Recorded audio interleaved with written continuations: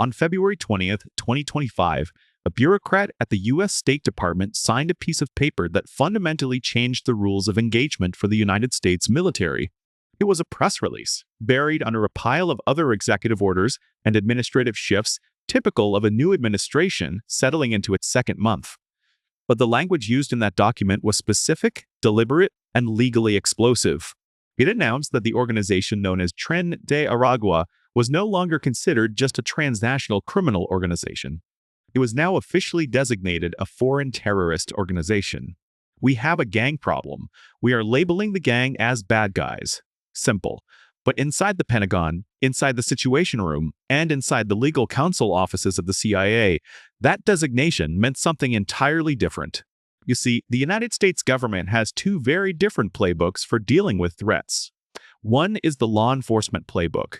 It involves the FBI, warrants, grand juries, extradition treaties, and the slow grinding gears of the justice system. It operates on the presumption of innocence until proven guilty. It involves the Department of Defense, drone strikes, the authorization for use of military force, and the executive power to eliminate threats without a judge, without a jury, and without warning. When you label a group a criminal organization, you are promising to arrest them. When you label them a terrorist organization, you are giving yourself permission to kill them. It is the reason why, on September 2nd, a U.S. drone could legally incinerate a wooden boat off the coast of Venezuela without the pilot ever having to read the occupants their Miranda rights. Tren de Aragua is not Al-Qaeda. They are not ISIS. They do not have a religious manifesto. They do not have a political ideology that calls for the destruction of Western civilization. They don't want to blow up Times Square. They want to sell drugs on Times Square. They are, by every definition we have used for the last century, a criminal enterprise driven by profit. So why did the United States government rewrite its own definitions to call them terrorists? And more importantly, why is this specific Venezuelan gang being used as the justification for the largest naval buildup in the Caribbean since the Cuban Missile Crisis? It involves a story that starts in a disco inside a Venezuelan prison, winds through the desperation of the migrant crisis, and ends with a classified theory that suggests this isn't just a gang war story, but the opening shots of a regime change war that has been brewing for a decade. And it wasn't a war room or a training camp. It was a prison that stopped being a prison. For most of the 2010s, if you walked up to the gates of Tokorón, you wouldn't see guards keeping people in. You would see guards protecting the people inside from the government outside. The prison had fallen under the complete control of a system known as the Pernado Rule by the gang leaders, or Prains. The head of this system was a man named Hector Rustenford Guerrero Flores. The world knows him as Niño Guerrero, the warrior child. Under his rule, Tokorón was transformed into a fortress city. This isn't hyperbole. Inside the walls, the gang built a swimming pool. They built a zoo with flamingos and jaguars. They built a baseball stadium. They had a nightclub called Tokyo where famous reggaeton artists would come to perform for the inmates. They even had a bank. Niño Guerrero realized that a prison didn't have to be a cage. It could be a headquarters. From the safety of Tokorón, where the Venezuelan police dared not enter, Tren de Aragua began to operate a criminal empire that was perfectly safe from the law. They ran extortion rackets in the surrounding cities. They controlled the local markets. But as the Venezuelan economy began to collapse in 2014 and 2015, the local money dried up. There was no one left to extort because no one had any money. The Mexican cartels know drugs. The Italian mafia knows construction and gambling. Tren de Aragua proved to be terrifyingly flexible. As millions of Venezuelans began to flee the country to escape starvation and the Maduro regime, Tren de Aragua didn't try to stop them. They decided to monetize them. They controlled the bus stops.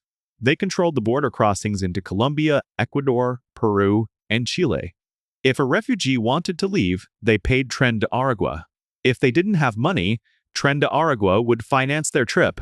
This created a system of indentured servitude that spanned a continent. Women were forced into sex work to pay off their debt. Men were forced to sell drugs in Santiago, Lima, or Bogotá to pay back the cost of their bus ticket. They moved as the people moved. They were a parasite that fed on the desperation of the very people fleeing the same country they were from. And inevitably, that migration wave moved north.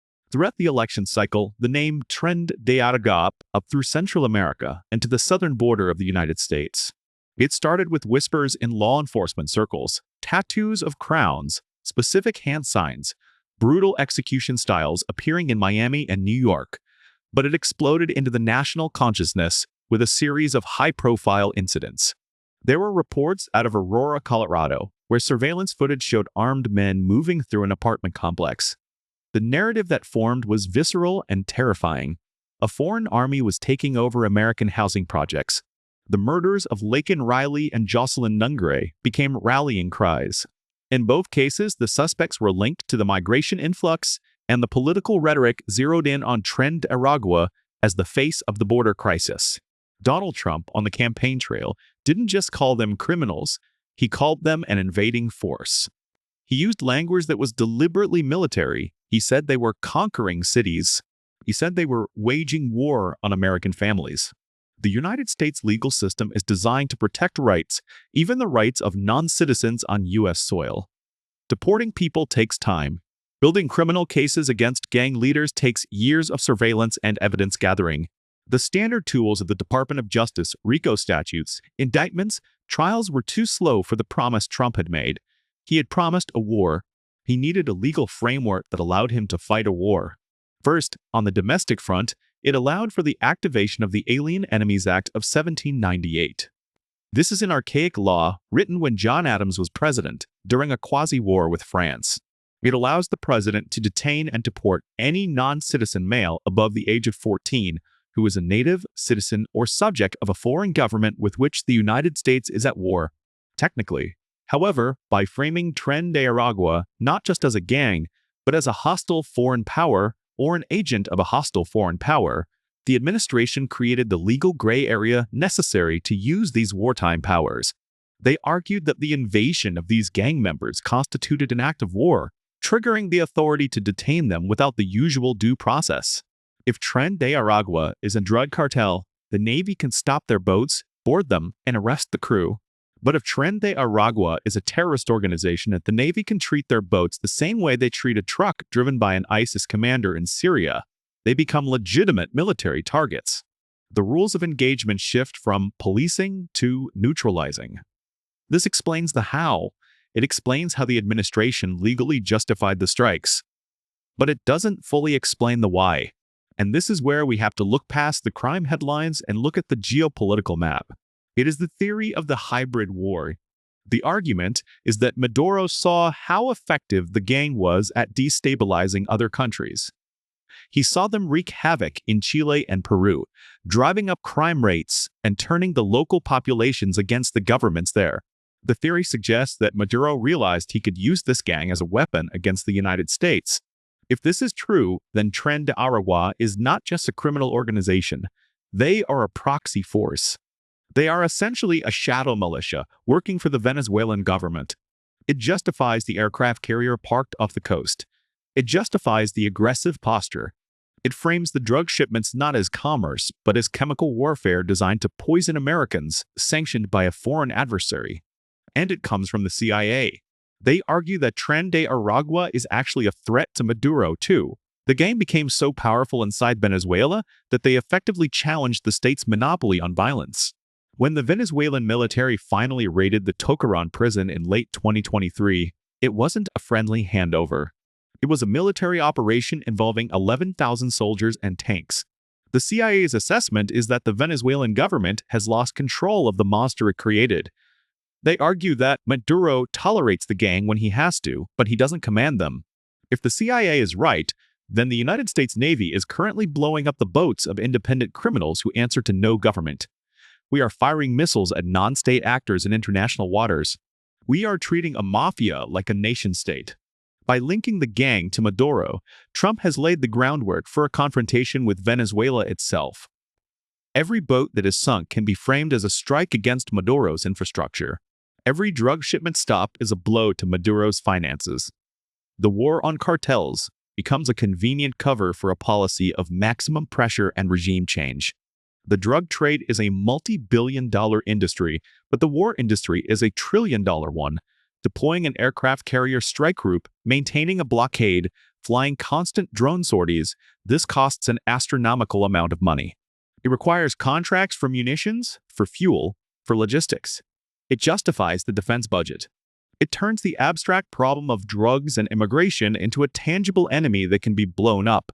You cannot blow up the concept of addiction. You cannot launch a missile at the socioeconomic factors that drive migration. But you can launch a missile at a wooden boat.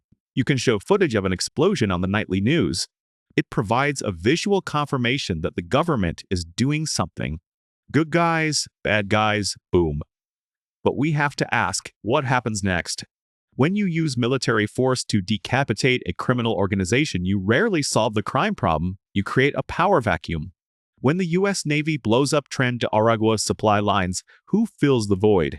If Tren de Aragua is wiped off the map tomorrow, another group will rise to take its place. Maybe it will be the Gulf Clan from Colombia. Maybe it will be a new, even more violent faction from Venezuela. Or maybe, as we saw in Mexico, the destruction of the central leadership will cause the group to splinter into dozens of smaller, warring factions, increasing the violence rather than ending it. By using the terrorist label to bypass the judicial system, the US is blurring the line between crime and war in a way that is difficult to walk back.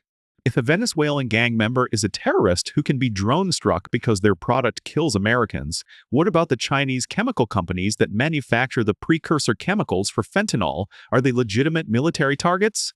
What about the Mexican trucking companies that knowingly transport the goods? It was the moment the United States decided that the old rules no longer applied. We are no longer policing the Caribbean. We are patrolling a combat zone. The men on those boats, whether they are hardened gangsters, desperate fishermen forced into smuggling, or something in between, are now classified as enemy combatants. They have pointed to the brutality of Tren de Aragua. And make no mistake, they are brutal as justification for any measure necessary. But in our rush to destroy the monster, we must be careful not to create a permanent state of war on our own doorstep. We are firing missiles into the same waters where cruise ships sail and fishermen work. We have declared war on a network that operates in the shadows. And we are trying to fight it with the loudest, heaviest blunt instrument in the history of mankind. You will hear body counts. You will hear tonnage of drugs seized. But remember, the lesson of the last 20 years. Winning the battle is easy when you have the biggest guns. Defining the war and knowing when it's over is the part we have never quite figured out. But as we watch the smoke rise over the Caribbean, we have to wonder, are we actually stopping the threat? Or are we just turning the volume up on a cycle of violence that has no end? It's a story of opportunism, politics, legal loopholes, and the terrifying ease with which we can slide from law enforcement to warfare. And unfortunately, this is likely just the first chapter. Because if history has taught us anything, it's that wars declared on concepts terror, drugs, crime tend to go on forever.